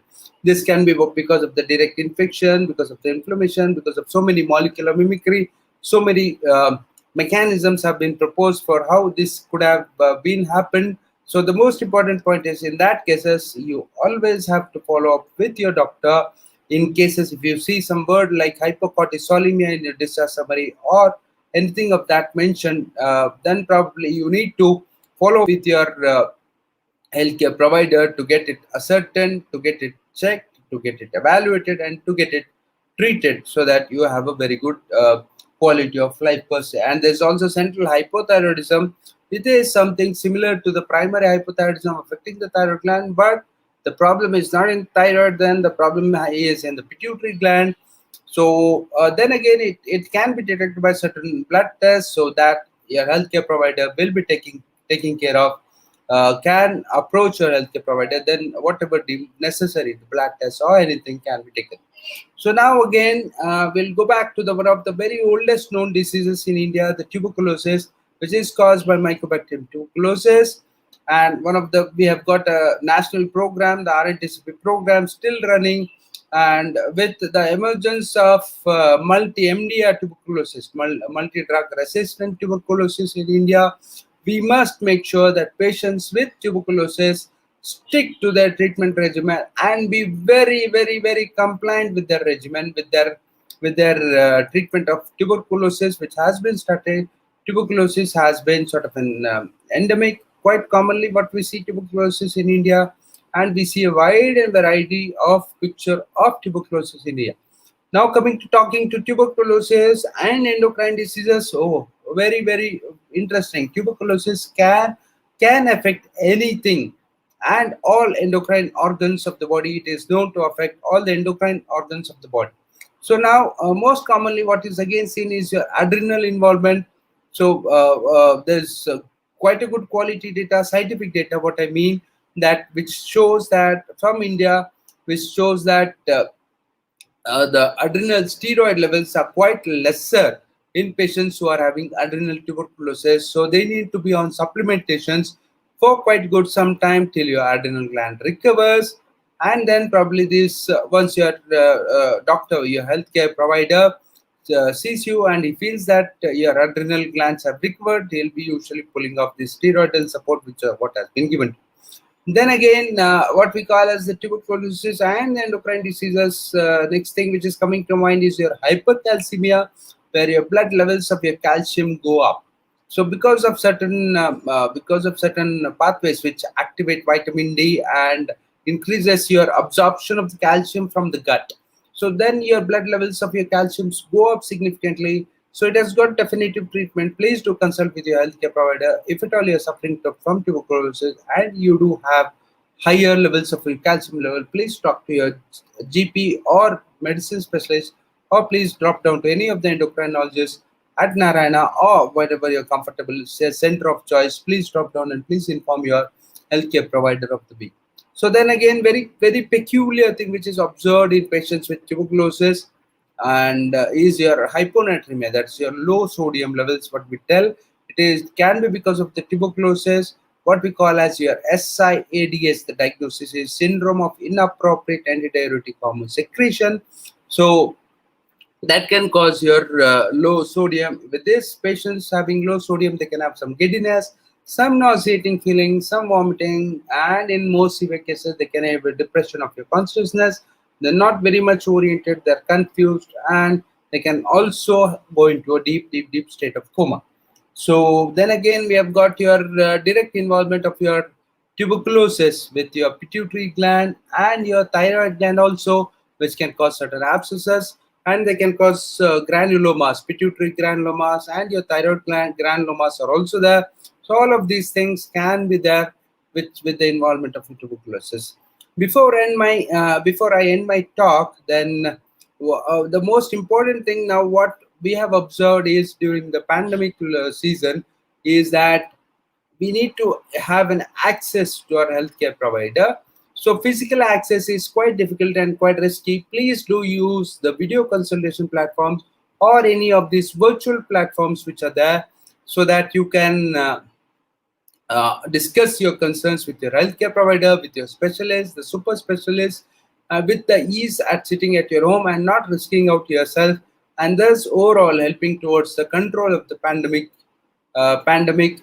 Making your contribution towards the control of pandemic by not venturing outside, especially definitely not never without a mask and without maintaining a social distancing. Please go ahead and take all of your vaccines if you are eligible. We had a good talk by Dr. Vikram Uday just before I finished about the vaccines and your COVID-19, diabetes patients are again in the priority list of what the GOI, Government of India, has recommended. So they are on the priority list. Please go ahead and please take your COVID-19 vaccines and get yourself immunized for this. And with that, I think, Harshal, I'll be winding up my. Thank you so much, Dr. Baswaraj GS, for those wonderful opinion that you shared on this platform. I would like to ask you one question. Vaccination is going on around the country and around the world, and people who are suffering with diabetes or obesity or any other disease, they do have this question in mind that should they go for the vaccination or not. So Please, if you can please please go for it. in few words, if you can please guide those people who should go for the vaccination and who should wait, who should be holding this process. If you can please guide this also in about 2 to 3 minutes, please. Yeah, definitely. See now about the COVID-19 and the vaccine and patients suffering with diabetes. See, one thing we must understand is that we are quite lucky as compared to the other less lucky people around the globe who do not have even access to the vaccine. So, being in a country where you have access to the vaccine, please go ahead and take it, and please utilize the vaccine chance whichever is given to you. Now, coming to the diabetes and COVID-19. See, diabetes has been added as a priority list with age more than 45. After April 1st, the GOI has said that probably anyone more than 45, irrespective of comorbidities, is going to get vaccinated or is eligible to get vaccinated. Now, before this, that is in the current state, anyone more than 45 with comorbidities. What we mean by comorbidities? With any of the diseases which puts them at risk for infection of COVID-19 related complications, they are added in the comorbidities list. So, Government of India wants to protect them first, those who are at the risk, at high risk. So these are the set of patients population who by vaccinating it will be very useful for them. Now, type 2 diabetes patients, or be it for the matter, any of the diabetes patients with the duration of more than 10 years, and with any of the comorbidities, be it your hypertension, be it your any of the heart diseases, or be it any of your kidney related event, or any of the smallest of the complications with the diabetes which is seen, is a comorbidity list. So that means Government of India is very clear that they are the high risk patient population which needs to be vaccinated. Now, coming to the safety concerns of this vaccine, should I take it? I am a patient with diabetes. Do I have an increased risk of any of the complications with vaccine? See, I'll speak up the data now. So there was this Pfizer data set which had almost 8 to 9% of the patient population that studied were diabetes. And in the similar range, almost all of the data sets of the vaccine population is having patients with diabetes, almost around to the tune of 10 to 12% of their patient population. That again goes with the prevalence of diabetes in our society. In our society, diabetes patients, if you take 100 people, then 10 to 12 people will be diabetes. So almost in the similar range also, the study set has also been designed in that way. So in those, there has been no evidence of having any of the increased complications or increased risk or any of those adverse events as compared to that of people not having diabetes. So it is, the risk is same for any of these complications. Then when we speak of any of these complications, they are very minimal. Okay, they are once in a lakh of probably a more rarer event. So please do not go heed to the negative news what you hear.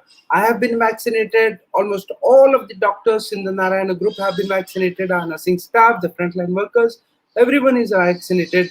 Dr. Devi Shetty himself is vaccinated. So all of us are vaccinated. It is absolutely safe. Many of my diabetes patients have been vaccinated. Quite a bit of them, even there'll be some of them I have seen also with the second shots getting very recently. It is all very safe. Please go ahead with the vaccine. Please go ahead with the vaccine and have your constructive role in the management of the pandemic. Thank you so much, Dr. Baswaraj GS. So that's all for today, and we once again, on behalf of Panacea, Viatris, eHealth Magazine, and eHealth Sector Media Private Limited, Thank you for sharing your views on this platform. I request all the audience who are watching us live, if you have not been able to view it live, you can always log into our website and view the talk again. You can listen to Dr. Basuraj GS on our website as per your convenience, and you can also ask question later on. We would be more than happy to connect you with Dr. Basuraj GS. So thank you so much, and thank you so much for the time, sir. And now we are again we'll have one more session by Dr. Santosh Gupta. He is State Tuberculosis Officer at Government of Uttar Pradesh, and through Panacea we have also highlighting the management and bringing experts from the tuberculosis uh, ecosystem from the tuberculosis domain to on this platform to educate the masses on tuberculosis as well along with COVID-19. So thank you so much, and we would now invite Dr. Santosh Gupta on this platform for the talk.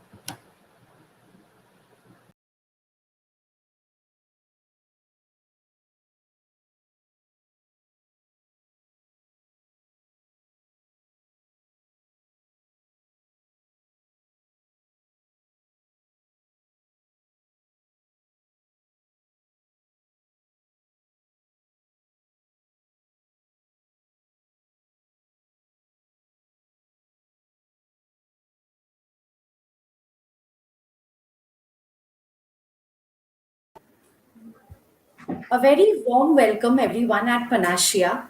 As everyone knows, now we are working on TB awareness initiative. We have with us today Dr. Santosh Gupta ji, State Tuberculosis Officer, Government of Uttar Pradesh. I welcome you, sir, to the show.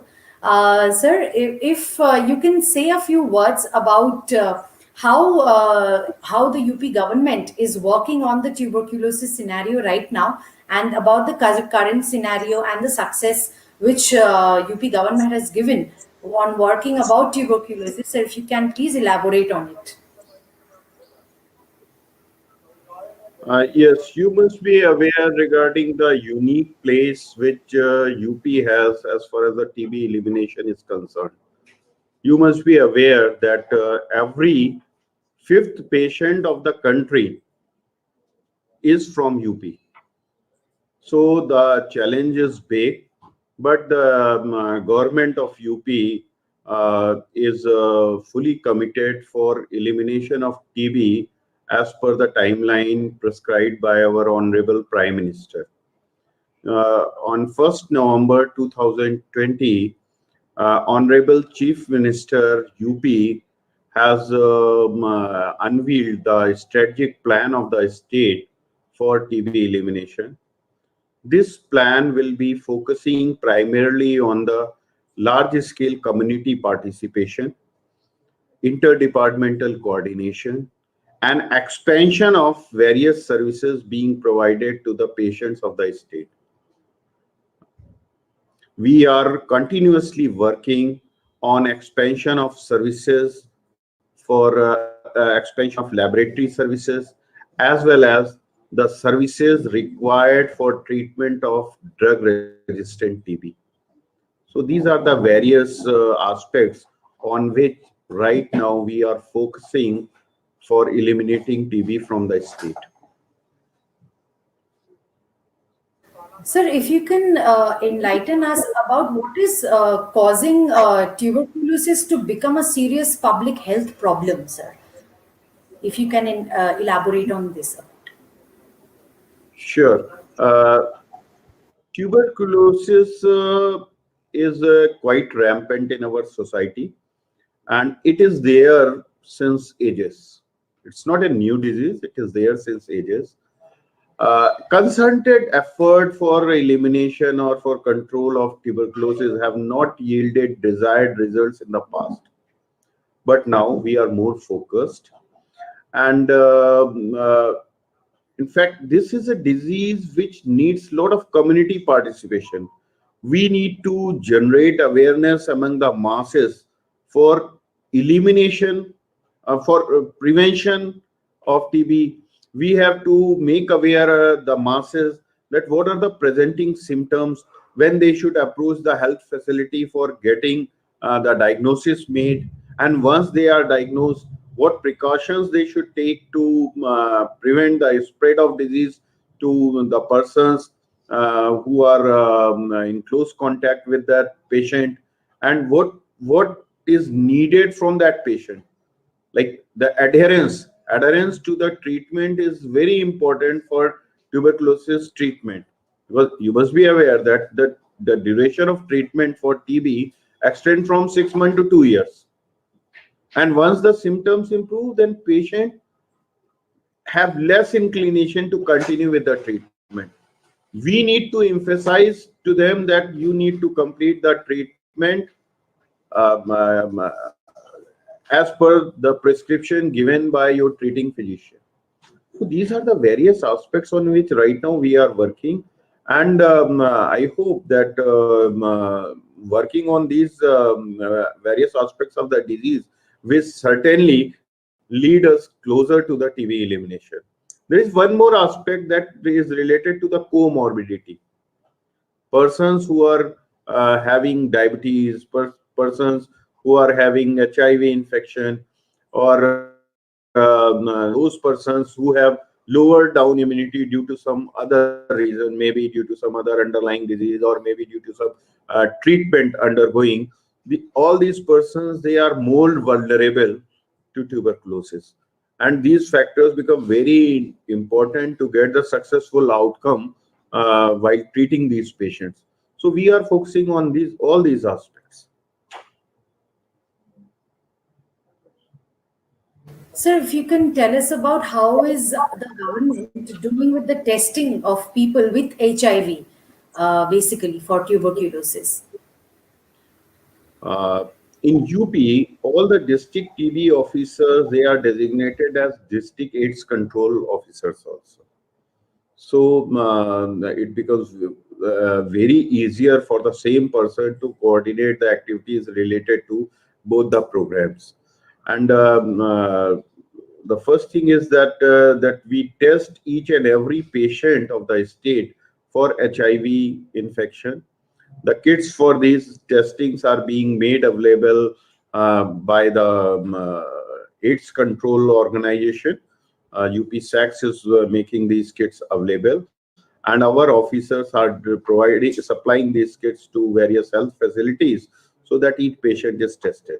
And once the patient is tested positive, then he gets treatment for both the diseases simultaneously. Right. Sir, if you can elaborate more on the supply chain management, which the government is doing right now for tuberculosis, reaching out to all the Anganwadis, how the supply chain management is working regarding TB, sir? Like in the state, we are having 4 designated drug stores, uh, and the state supplies drugs, anti-tubercular drugs, to these 4 stores, and from these stores they are supplied to the linked districts. And from once the drug reaches to the district, then it is supplied to various tuberculosis units. From there it is provided to the patient and treatment supporters. So this is the entire system. This is a well-built system, and we have a Nikshay Oshadi portal on which we manage this supply chain across the state. Sir, if you can also enlighten us about, tell us about the policy interventions of the state which is being done.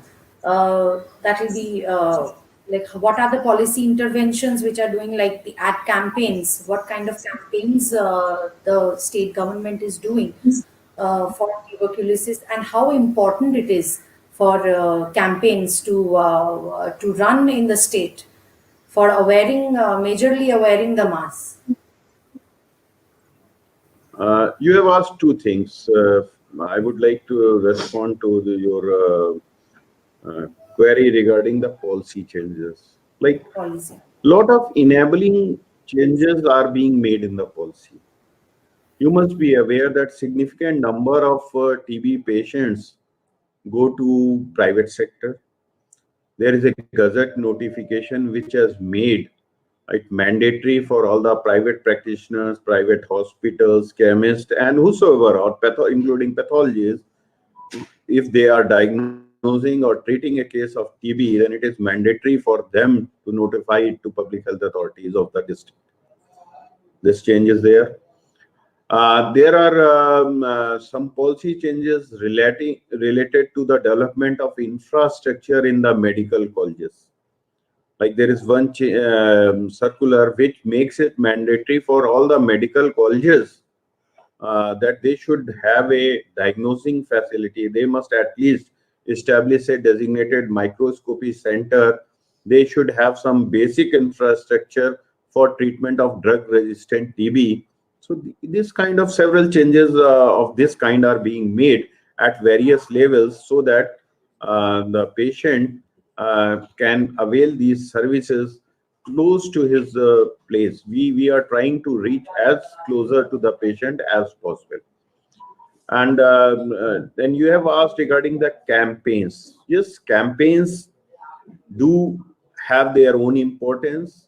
Time to time, we identify some of the gaps in the performance. Like UP is a state with enormous size. We are having 75 districts, and it becomes very challenging for us to implement the program with same quality across the state. Whenever there are some gaps, we identify those gaps, or we, as per the need of the program, we run these campaigns. We call them active case finding campaign, or some other campaign is designed. Just to give you an example, that from 26th of December 2020 to 25th of January 2021, we had a campaign with the name of TB Harega Desh Jeetega. TB Harega Desh Jeetega campaign. And we divided this campaign in three parts.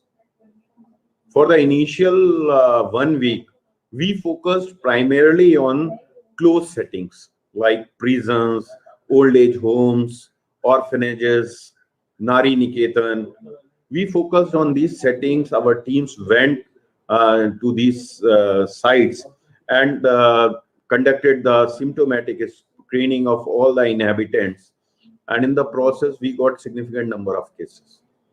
Then phase 2, we had active case finding campaign in which our teams went house to house across the state.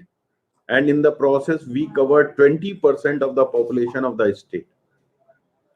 And in phase 3, we conducted a drive for contacting all the private practitioners, all the chemists of the state. And during this 1 month campaign, we could identify about 14,000 new cases. So depending upon the need, we design the campaign, and time to time we have these campaigns, and they have their own importance. Sir, I would like to ask you that how important is the infrastructure for monitoring tuberculosis, and how the state government has been working on strengthening the ecosystem of the entire healthcare facilities about TB? Because as we all know, sir, it is a very, very deadly disease, and a lot of awareness is needed. More awareness is needed. So if you can, sir, please enlighten us about that a bit. Yes. Certainly, no program can succeed unless and until it has the sufficient infrastructure. As far as the TB is concerned, a state is focusing primarily on development of labs. In recent few months, we have initiated 2 laboratories in the state. Culture and drug sensitivity testing laboratories have been added to the state. One was at Meerut, another was at Gorakhpur. In fact, the Gorakhpur lab is the most recent one that has been dedicated to the people of the state by Honorable Chief Minister on 1st of November 2020. Now we are going to add LPA components to these laboratories. We are simultaneously working on development of 4 other laboratories in the state, and they will be coming up at Jhansi, Kanpur, Etawah, and Prayagraj in next few months. But that will take some time. Establishing a laboratory A culture and drug sensitivity laboratory is a time-taking process with lot of investment. So we are already working on development of these laboratories, and in near future they will be coming on board.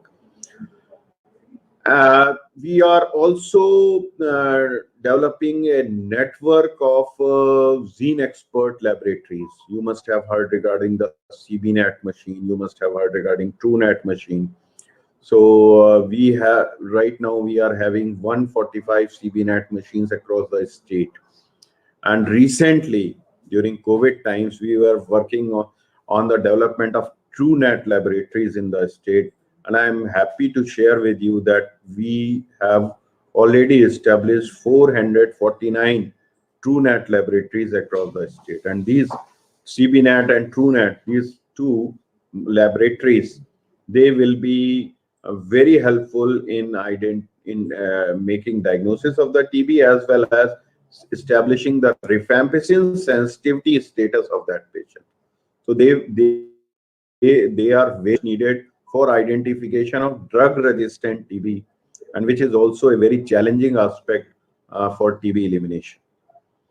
And in addition to this, we are developing X-ray facilities in our district TB centers. So we are working on various projects to strengthen the infrastructure for providing better services to our patients.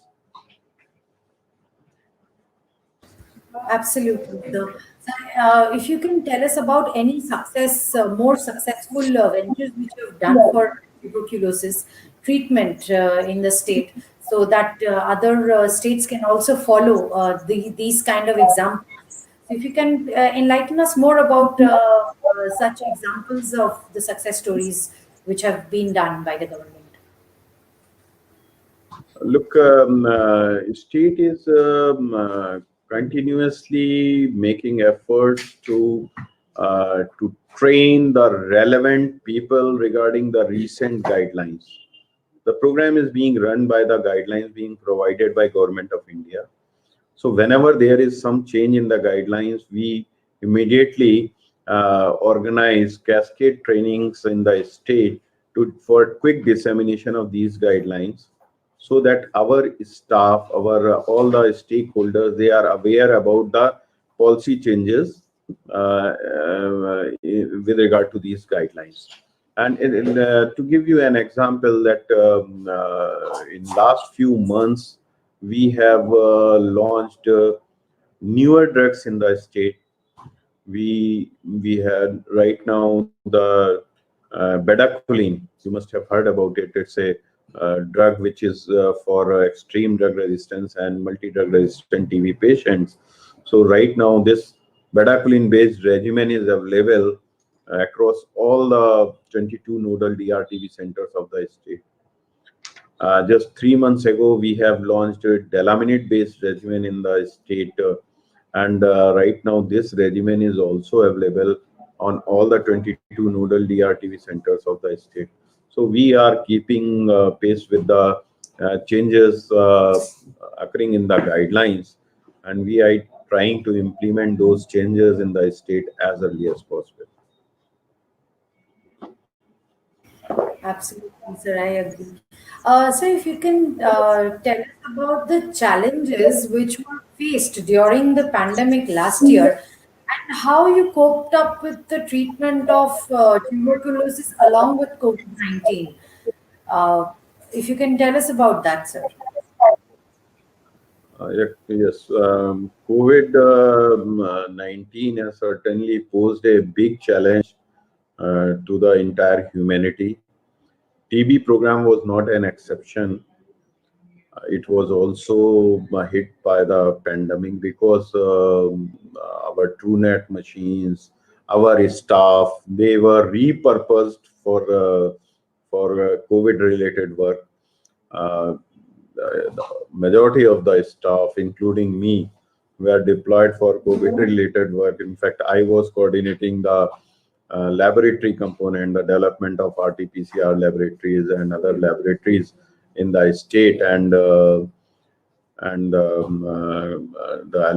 linkages of district with the with the TV with various laboratories that was being done, being coordinated by me. So there were a lot of changes, but despite those changes, I'm very happy to share that my state has performed reasonably well. We could sustain the treatment of all the cases which were notified to the program. And there was one more big challenge that all the all the patients who were residing in the state, they might have been registered in some other place, in some other district, or in some other state. But if they were staying in our area during that pandemic, then we supported all these patients with the drugs. We sustained the supply of drugs to all our patients, and I am happy that with the support from my team of NTP workers, we could ensure this uninterrupted.